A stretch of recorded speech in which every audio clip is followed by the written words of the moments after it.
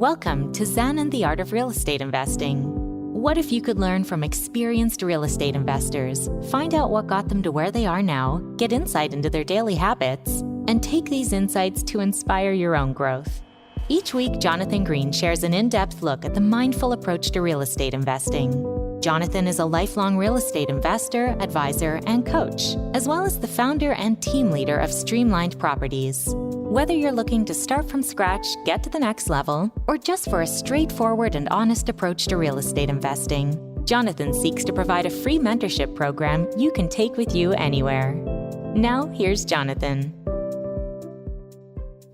Welcome back to another episode of Zen and the Art of Real Estate Investing, and we are going short-term rentals today. They are so popular, and it's such a great way to give yourself another option with properties. You don't only have to do vacation rentals, and you're going to hear all about it. My guest is Luke Carl. We're going to talk all about perfecting short-term rental management and acquisition, and how Luke and his wife Avery formed the short-term shop and created this windfall of opportunity for investors. Let's get to Luke. This is episode 202 of Zen and the Art of Real Estate Investing with my guest, Luke Carl. Luke is the co-founder and the education and self-management specialist at the Short-Term Shop. The Short-Term Shop is a team at eXp where you can buy, sell, and learn short-term rentals with their local experts across 20 markets. It's probably more than that. And Luke has literally tried every investment strategy in the book. I can't wait to talk about it. Luke, welcome to the show. My pleasure. My pleasure. Great to be here. Yeah, excited to talk to you. As I was telling you, I've seen you and your wife Avery on stage before and was really blown away with the knowledge that you have built up over the years, because you only really started in 2012 with real estate, right? 2012. I was 32 years old. Yeah. 44 now. And it seems like a blink of an eye to get from there to here, you know? Yeah. Well, what led you into real estate? Because obviously at 32, it wasn't your first choice. How did you end up there? Very similar story that you hear a lot of times. I kind of fell into it. I have always been an entrepreneur my whole life. Never really had like a quote unquote day job, as you can tell by looking at me. I mean, day jobs look different now, so it would work now, but maybe not back 20 years ago. They do. Yeah. Now today, you can be anybody you want to be, but back then you couldn't. Yeah. And at a young age, I moved to New York City from a tiny little town in Nebraska. I was like 20, just turned 21. And I ended up in the bar business. I owned a bar in Manhattan by the age of 25, which is a very long story in itself. Coming from nothing, my family was very normal. You know, my dad's a Vietnam vet. He ended up being a postal service employee his whole life, and I moved to the big city, and it's exactly what you hear, like Frank Sinatra song. You know, if you can make it here, you can make it anywhere. So I was 25 years old. I owned a 25% of a bar in Manhattan, and it just kind of fell in my lap. I was really good at that business. I understood it, and it worked well for me. And my boss that I was working for owned several bars in the same neighborhood.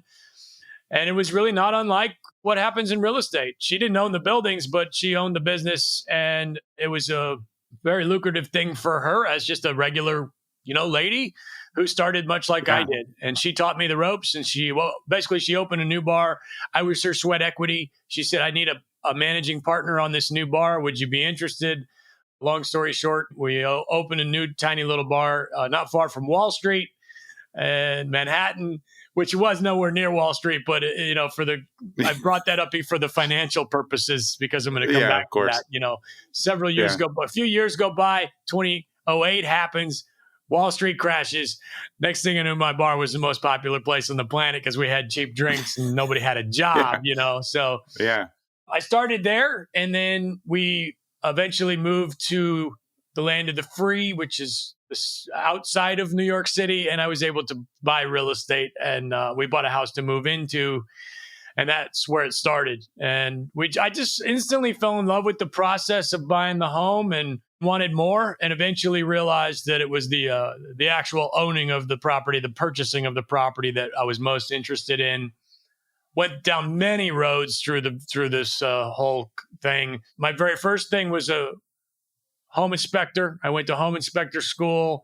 Quickly realized that wasn't going to work for me, and then just kept going down that rabbit hole until I finally landed on being a landlord, and realizing after years of doing it that I was pretty damn good at it. So it's just, the story continues from there. Yeah, I would suppose that running a bar, one of the hardest things of business-wise to run, made real estate look a little bit easier. At least you knew general, like, hey, this is what it takes to run a business. And now you can eventually, when you got to landlording, put that into systems that run that as a business. It's very similar, especially with short-term, which is, of course, our specialty these days. It is very, very similar with the hospitality side of things. And I do recommend that anybody, I'll even recommend for my kids, go spend a day or a year behind a bar, maybe not at night, for my kids. I'd rather have my kids do the afternoon shift, but you just learn so much about life and reading people and vetting personalities. You can just tell right away. You can, I don't want to pigeonhole anybody on any certain topic, but as you get to the point where you can come in, you can just really just judge a personality, judge character by being behind that bar or waiting tables as well, and it was a valuable tool. I did it for too long. You get sucked into certain things, and I had sweat equity in the business, so I did it way too long. But man, I really do value all those lessons that I learned on not only running a business, but just dealing with people in general. Yeah. And I mean, we know now, of course, with your experience, real estate is primarily a networking and relationships business. And what better education can you get on networking than working in the bar and restaurant field, where you have to talk to people all the time, have to kind of engender good relationships in order to do well. So how much did that help you when you started to build relationships in real estate? Man, I'd say you nailed it. I never really looked at it that way at the time, but there are a billion bars in New York City. So what makes yours the one where people are going to want to go?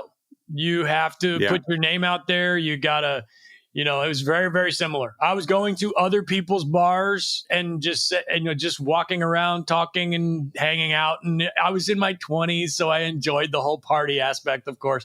Yeah. And, it's like, oh, that's that guy that owns that other bar. Maybe we need to go check out his bar at some point, because, again, there's thousands and thousands of people doing exactly what I'm doing. So how do I make it so that people actually want to come do it with me? Very similar. Yeah. And I think in my history, I learned early on, like talking direct to sellers and to tenants, you probably had a really good rapport when you were on your first either off market or on market appointments, because you knew this is going to be like a people. You're already good with people. So going through that makes kind of, I think, the beginning part a little bit easier when you're not just staring at what the profit could be, because you didn't realize how good real estate was going to be until after you guys got the first house. And then we're like, wait, this could be a business, right? Landlording could be actually profitable. Yeah, no, absolutely. Yeah, you nailed it. So when did short-term rentals come in? Because I know you tried everything, flipping, BRRRR, apartments, LTR, all of it. How did you end up getting to short-term? And because that's really what you guys have perfected over the last several years. Yeah. So, and when you say try, you're right. From an outsider's perspective, it was definitely just, throwing a rock and hitting what was working. But at the time, looking back on it, we were just very hardworking, and we still are extremely hardworking people. And we were just trying to make whatever we could make work. It wasn't like, like today, it's almost a bit of a dirty way of putting it, because it's like, oh yeah, I'm going to sign up for the wholesaling course and see how that goes. And I'm going to sign up for the flipping course and see how that goes. And at the time, those didn't exist. And there was no influencers at all. There was no really even any YouTube presence of any kind for what we're talking about here. And, I was going out and looking at every deal I could get my hands on. For me, still to this day, my best piece of advice for somebody new would be to just constantly shop for real estate, even when you can't afford it. And so I was just out shopping for things that I could afford, things that I couldn't afford, things that I wanted, but I'd rather have this one, but I can't afford it. So maybe we need to go over here and do a rehab or flip or even, our primary home where we're doing, we're doing a live-in flip kind of thing. We're remodel over the period of 2 or 3 years and sell it later. And just anything we could get our hands on. I think Avery and I just, and of course, Avery, let me mention, you already did, but my wife is very big in this space, much bigger than I am. She's what we consider to be the president of short-term rental. We're very proud of her around here. She wrote the Bigger Pockets book. She did. And by the way, her second book is coming out after the new year. Yeah, she's got a new book coming out. And she's, she's very likable. For one thing, everybody knows, like, and trusts her. She's very sweet and Southern and just very trustworthy. And she's a big deal around here, obviously. And we love her very much. And we both, my point is, we both very early on realized we're probably not really going to be able to work a day job, So we gravitated to this as part of our entrepreneurial, adventure. It just made sense to us. I remember very early, she must have been, she was 23, I think, when we met. I think right around that time, she said, I think I want to get my real estate license. And I was like, I don't even know what that means, So we always just kind of gravitated towards it. But so to answer your question, the short-term thing is, again, it just kind of happened. We lived in Tennessee. We moved from New York City to outside of Nashville. And this was a period of time where Nashville was getting to the point where it was seemed like it was doubling in price every 6 months. Yeah. And it really kind of was, and we didn't really like the real estate scene in Nashville. We felt that I still feel that there's a little bit of too much slimy stuff going on there because of all that huge equity that was injected into the town by the popular. Yeah. And so I think people that live there, especially during that period of time, almost assumed that if you buy real estate, you get free money after 3 years. Right. Appreciation forever with no cap. Yeah. And we knew otherwise, having lived in many other places. Although the place that Avery lived for the longest period other than Nashville was Austin. And the same thing happened there, Exactly. Even worse. Yeah. So we were part of, we had taken part in that huge appreciation in Nashville. We had bought our first rental property there. And then very soon we got priced out. So we just looked at the next closest place to buy a rental house that you could make a buck or two, and it would happen to be the Smokies. And Avery's from the South and had very, very large experience in the area and going there her whole life. And so we just kind of fell into it. Honestly, it was a lot of luck, right place at the right time. Airbnb was brand new. I've been on Airbnb since 2011, which is really kind of basically when it started. Yeah. And she said, they got these cabins in the mountains, and we'd been going to the mountains all the time and loved every minute of it. And it just kind of happened where she said, why don't we just go buy one of these things and see what happens? And at the time, none of the properties out there were on Airbnb because it was so new. Nobody really knew to do that. And so we were early adopters in that, and it worked. It just went from there, and then we expanded into different markets, and I started buying in different markets. And then slowly over time, I will never, ever say that I'm one of these, buy 4 houses and get a Ferrari kind of guys. I'm not that guy. But slowly over time, we were able to build this amazing life by waking up early and killing ourselves. And it's been amazing. Yeah, I wanted to go back on one thing you said that it was so important. You guys seem like you were always invested in getting the reps and looking. And I feel like it's because I did it when there was no internet. You did it when there was very limited resources available. For new investors now, there's a treasure trove out there of things they can watch. So I think they're not getting enough reps looking, like you said, hey, I'll look at all the properties out there. I can't afford that, but that doesn't mean it's a bad look. You're getting a lot of experiences. Don't you think just looking at that many homes helped you kind of start to judge what things are going to cost, what you can do, what you can't do, what makes sense? 100%. Absolutely. I call it product, which I stole from Mr. Grant Cardone, who at the peak of my educational journey in real estate, he, say what you will about him. He was huge, and I was a fan, and so I started spelling it Prawduck, product. Because he's from Louisiana. A lot of Avery's family's from Louisiana, and that's just how he said it. Avery, we were just in Louisiana yesterday, actually. Avery's mom grew up in Louisiana. And so that's what I would do. I would say, well, I'm going to go look at product today. And I would just go look, not necessarily driving for dollars, but just learning your market. And a lot of that, even then, would take place online. I'm a of the big listing services, I prefer realtor.com. So I would be on realtor.com constantly. And I still am to this day. You have got to shop for properties all the time. That's my opinion. And that's my best piece of advice for somebody new. Even if you don't have any money, you got to constantly shop. And guess what? It's fun. It gets stressful when you got to go close the deal and deal with title, deal with escrow, deal with all the attorneys, blah, blah, blah, and figure out where you're getting this down payment and the lender and this, that, and the other appraisals. But the fun part is the shopping, and then eventually you got to actually pull the trigger on something. So just keep on shopping all the time. Yeah, when you guys got to the Smokies, like you said, you were really ahead of the curve. It wasn't like the table stakes weren't movie theaters, plunge pools and all the stuff that goes on now. So what was it like in the beginning? These were just pretty much standard cabins that people looked to kind of get away from everything at the time. Well, the Smokies it's the number one Airbnb market in the world. It's perfectly built for what we're talking about with short term, what we're talking about. And let's be real. Let me break this down just a little bit. People hear short term rental and it gets a weird, like new, like kind of like this weird modern thing or whatever. But really at the end of the day, what it is a single family home that you rent on an overnight basis rather than a yearly basis, no lease. Yeah. It's 2 to 3, 4, 5, 6 nights in most cases. It's people on vacation, but it's not a hotel. It's a single family home is generally the definition of short-term rental. Now, you can scale short-term rental into hotels, and that's the natural evolution. Like usually, if you find a guy that buys enough long-term rentals, he's eventually going to move into apartments, which is what I did. I do personally. I consider myself a long-term rental guy, but really, at my core, I'm a really good landlord, and most people don't own up to that. They think they're too good for it or something. But man, that's what I do. That's what I do every day. I deal with the toilets. I deal with, I'm not taking phone calls about toilets, but it's my job to oversee all that and be the quarterback.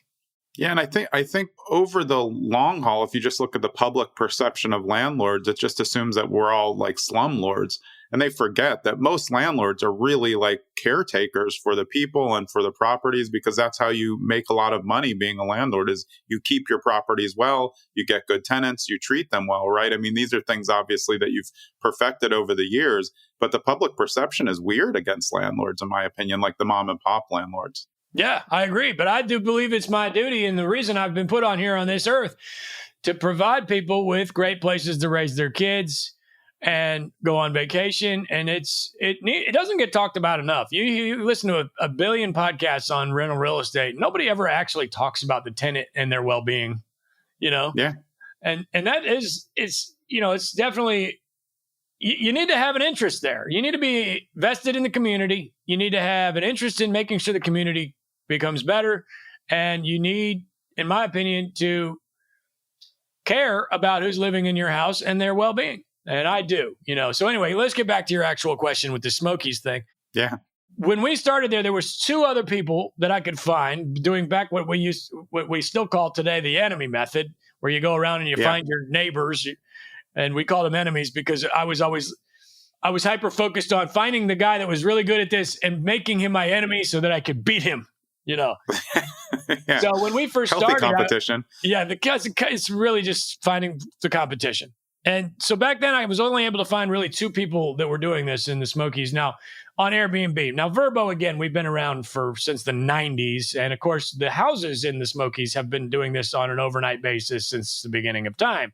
Yeah. But you had property managers, and then eventually they had websites. I mean, there was a period of time, believe it or not, where people were renting houses overnight in vacation towns before the internet. It did happen. That's what I grew up doing, because I lived in New York and we always went to Florida. We used to rent on Sanibel Island like 1, 2, 3 times a year. Vacation rentals, timeshares, all of those things. That was the original format.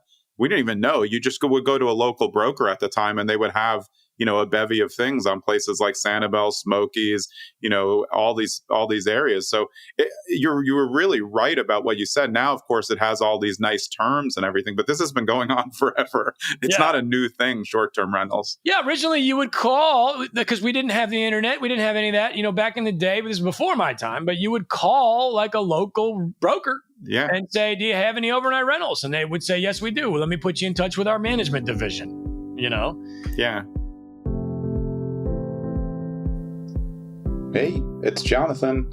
I hope you're enjoying this episode with Luke, Carl, as we go deep into short-term rentals. And we've done so many shows on short-term rentals, and guess what? To me, they never get old because every short-term rental expert has a unique point of view. And Luke certainly does. In the back half, you're going to get even more.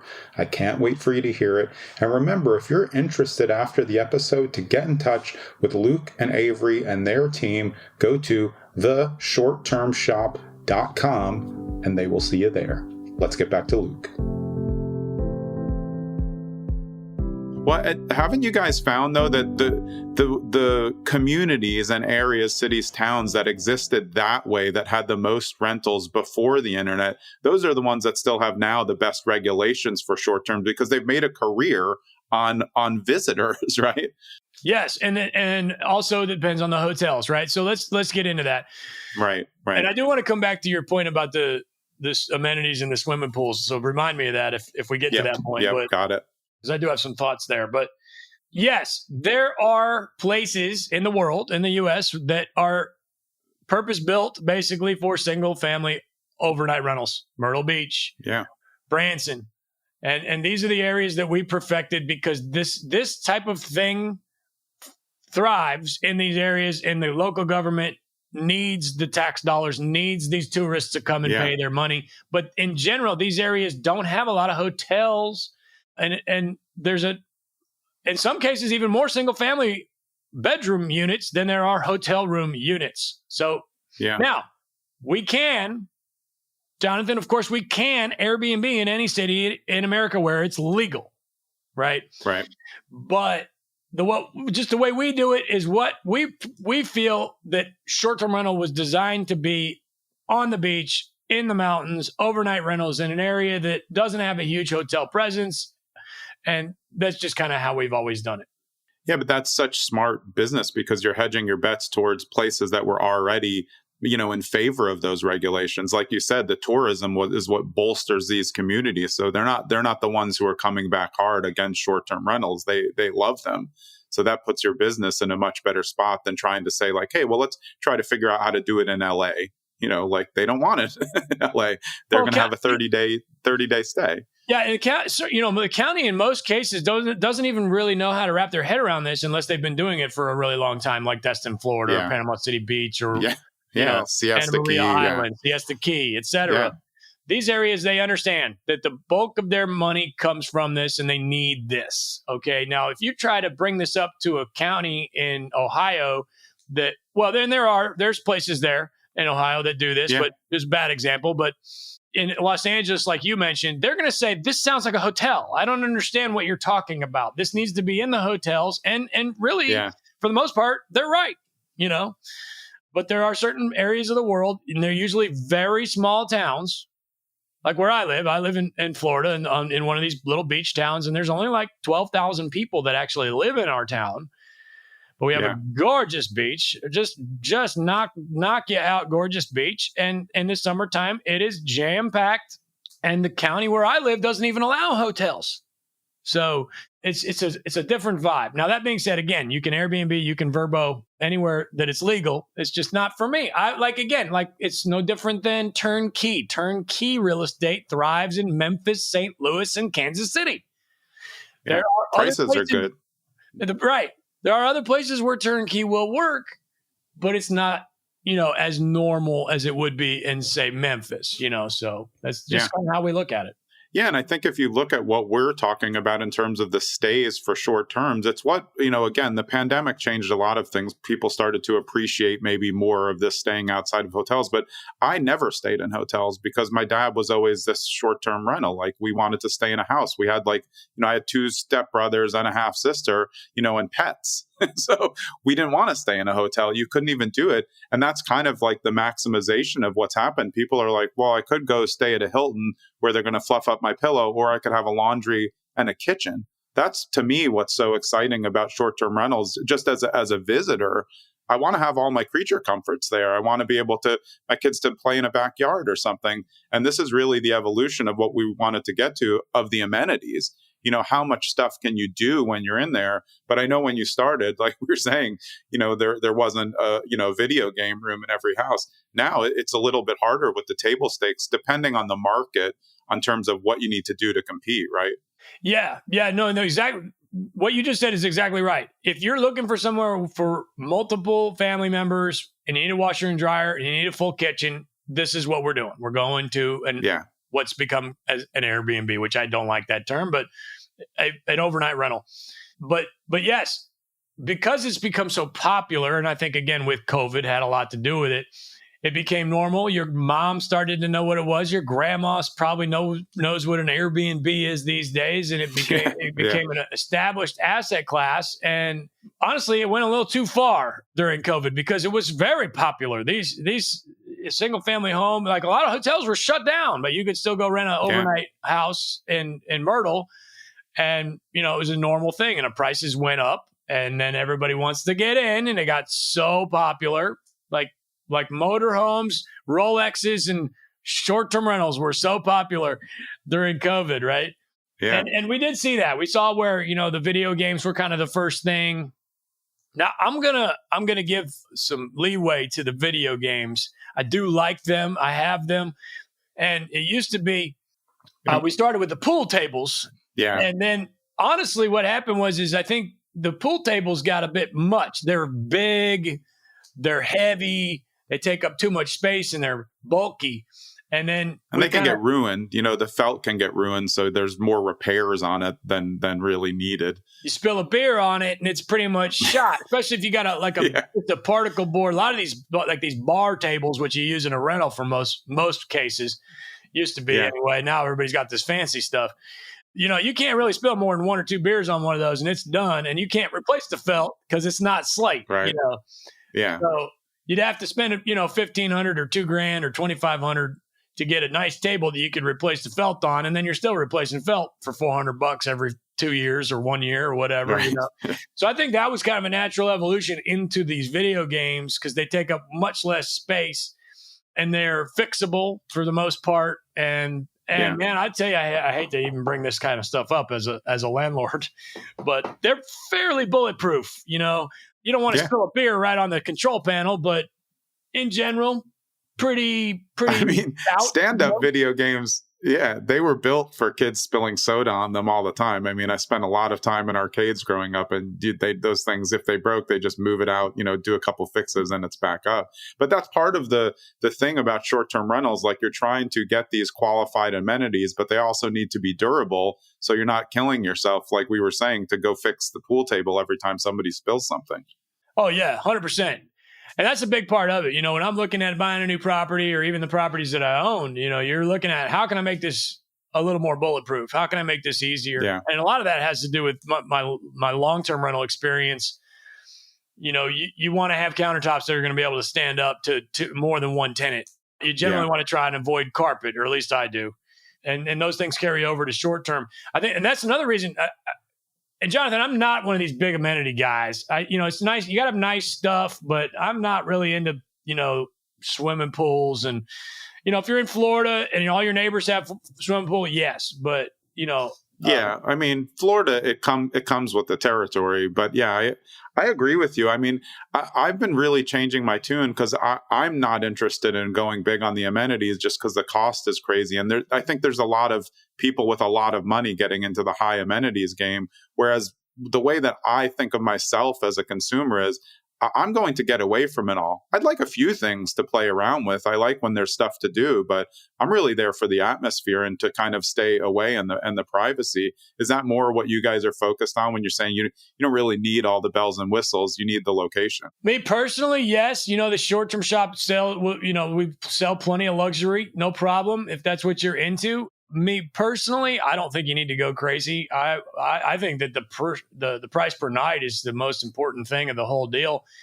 And again, maybe that's my long-term rental side coming out because, if you got a problem renting a long-term rental, the only thing you can do is lower the damn price. If you've already put in granite and painted it, and stainless, what else can you do?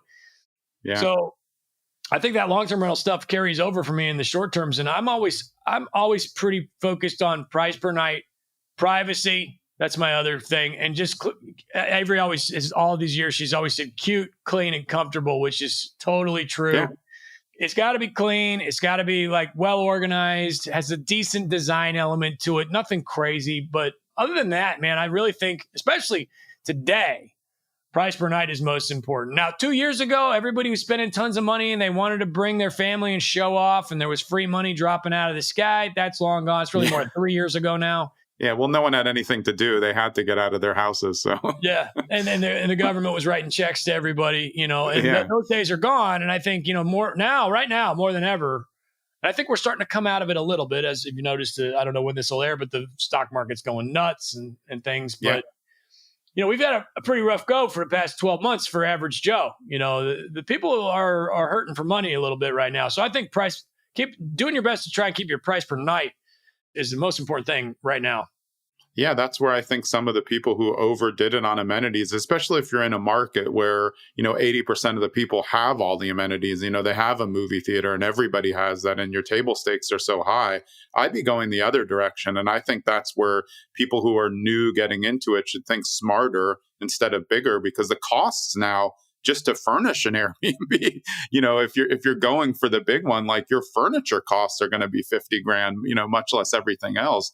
There's other ways to do it, like we're talking about, right? If you have a good location, a mountain or in the woods, like you really don't need that much else. Like you said, clean, comfortable, cozy, and a little bit of creature amenities, and you're good to go. Yeah, no, I agree. And listen, I'm not trying to poo-poo the extra stuff and all the crazy stuff and the 6 coffee machines or whatever you need. I think that's great too. But you got to understand all that stuff's raising your price per night. And if you've got enough margin there and you can keep the S's in the seats, then go for it. Yeah, I agree. I like the amenities things. I like looking at them. I think they're cool. I think it's cool if you go someplace and you have pickleball. But look, to me, those are like, you got to be bringing a lot of people, like you said, because your cost per night's going to be high. But if you can make that I'd say you have, a 600 square foot cabin, which is probably similar to some of the ones that you guys were getting in the beginning, and you can rent that steadily, 20, 22 nights a month at, what quote would be not a huge monthly or nightly rate, you're going to make a lot of money on your investment on that. Your ROI is going to be huge compared to something else where maybe you have all the amenities, but you paid a lot to get that going. It costs a lot to run, and you do get a lot per night, but different equations, right? I'm out on the pickleball. It's not for me. It's becoming all the rage. I love pickleball. I think it's fun. Avery and I go play. It's great, but go play pickleball at the pickleball place. You don't need it in your backyard. And then you're just making your neighbors mad because it's noisy all the time and they're bringing beer out there and the balls are bouncing around and it's loud. It's just not for me. I get it. Yeah. You get people are going to rent my house because I got a pickleball court. I totally understand that. It's just not for me. To me, you're just annoying your neighbors. Yeah, but that's a really important point to come up with, though, because part of being really good at short-term rentals is building those relationships with the neighbors in areas where maybe it wasn't as popular. In the Smokies, almost everybody's short-term rental in a lot of neighborhoods. But when you go a little bit outside of that, the neighbors are the NIMBYs who are going to try to demolish your process of just trying to make money, right? I mean, this is really, again, goes back to what we were saying in the beginning, a people business. You can't just pop up a short-term rental on a residential block where everybody doesn't want that and think it's going to go smoothly. Right. And also goes back to the hotel thing. Like, if you want pickleball and all this, then you should probably be going and staying at a resort. Yeah. That's just me. It's not a single family home thing. The washer and dryer, hell yeah, we need that. What's the difference between a hotel room and a single family home? Is really a washer and dryer and a kitchen in most cases. Kitchen. But you're right, though. The funniest thing is the places with the most amenities, when you look up and when you book and then you get the house rules, it's always like, be quiet by 8:00, and you're like, well, what the hell did I come here for if I have to go inside and I can't do anything outside after 8:00? Yeah, you give me a pickleball court, but I can't use it after between 10 and 12. Exactly. But so this is really important, though, for people who are looking to invest in short term. I mean, this is what you guys are specialists at. Is it important to really understand what the client, a buyer, is looking for so you can match them and even see if they're going to be the right investor for short-term rentals, because it's definitely not for everybody. It's a lot of upkeep, even though people can, of course, hire out management, which I'm sure you guys do as well. But you have to be really well suited as an investor to handle this type of investment, because a lot of stuff happens with short-term rentals, whether you have management or not. Yeah, the sales side is, I'm not an agent. Avery's definitely, that's her gig.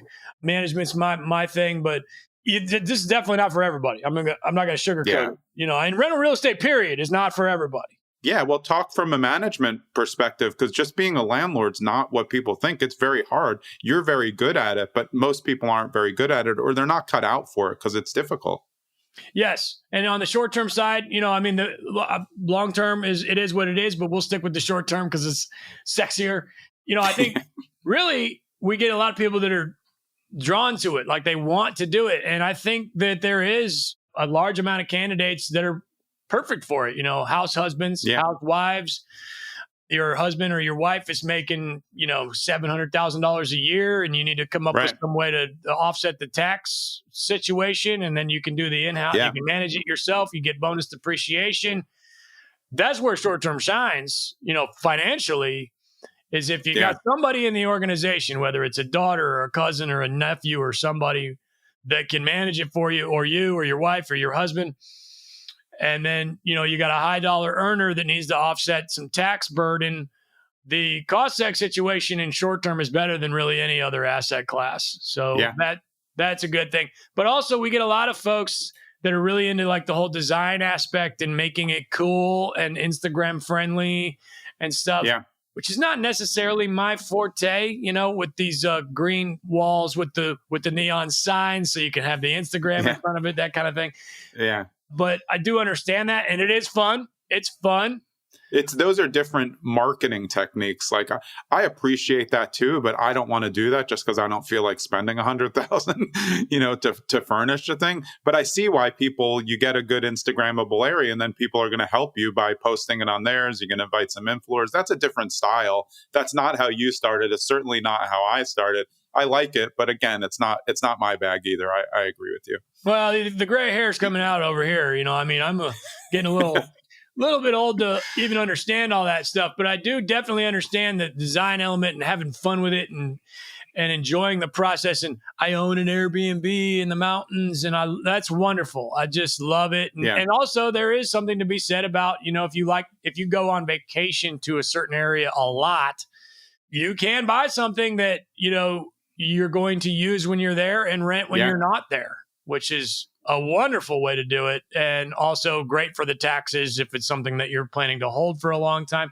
We get a lot of people that don't even really care if it makes money and even loses a couple of bucks because they get to go use it. Like Avery and I, we go to New Orleans pretty often because we live down here in a small little beach town and we like the big city. Yeah. But every time we go there, we drop big money, Bad example because short-term is not really legal in New Orleans, but you get my point. We live in the beach town, but that's how we started as well. When we lived in Tennessee, we had the cabins in the mountains, and then we bought a house in Destin because we wanted a beach house, and we would rent it when we weren't there.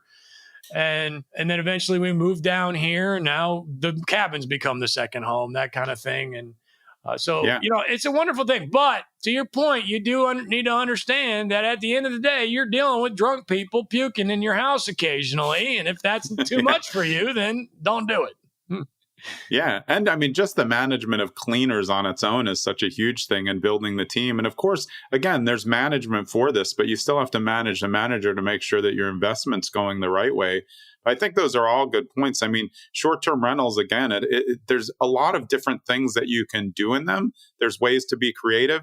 But don't you think one of the most important things is no matter what it actually looks like, it's just important that your online listing reflects the reality of what's there. Because that's when you're going to get true value. If you have 200 reviews and you look at the photos and it doesn't have all the amenities, it's because it suits exactly what people are looking for. The description plus the photos just needs to equal reality in order to be successful, right? And obviously the price. Oh, absolutely. Huge part of this business is setting the expectation. They need to know exactly what they're getting themselves into, and if they show up and it's different than what they thought it was going to be, you're in trouble. And it's twofold. I've had that. Has a lot to do with, you got to understand these, again, it goes back to the host or the guest. These people, they worked very hard to save up for this vacation. And they have a lot of expectations, and we get like a lot of Vacationzilla type people, and it's a big deal, especially because you're always, most of the time, unless you get a 1-bedroom, which is a whole nother long conversation, because really, in the grand scheme of the world, there's not a lot of 1-bedroom single-family homes. Why would you build a 1-bedroom or 0-bedroom single-family home? It's pretty rare. Usually it's going to be a condo, townhouse, that kind of thing. Yeah. But in a vacation town, depending on the vacation town, they're fairly common because of the honeymoon situation. So different story, but let's get into it. Most of the time, you're bringing more than one family. That's kind of the whole point of short-term rental, as opposed to a hotel room. And somebody within that organization is going to be grumpy and complaining to the person that booked it if everybody's not made fully aware of exactly what they've just gotten themselves into. So, setting the expectation is huge. Yeah, and that goes back to the hospitality, like you were saying. Like, you really want to make sure that your people are getting the experience. If someone's spending, $20,000 to stay in this giant place with 7 family members, all coming, you don't want to disappoint them. It's hard money spent for them. It's like if somebody's going to, take a week-long Disney vacation with their kids and they stay in a short-term rental, you want to make sure that it's up to par. Because I've been staying in short-term rentals for more than 20 years. And I remember once in LA, we pulled up with my sister and it was just a bait and switch. Like the photos were a little bit accurate, but everything else was a disaster. And it very rarely happened to us because we're good researchers, but they pulled a fast one and we canceled on the spot and found one of those like kind of, a little bit bigger stay hotels because it was the only option at the time. But this goes back to what you were saying that you learned in the bar business as we get to wrapping this up. It really is a hospitality business. And when you understand that, that goes to who should be the investor, because you have to really want to take care of people, like you were saying with your basis, just as a landlord. You'll be the best at it if you care about the people you're bringing there, right? Absolutely.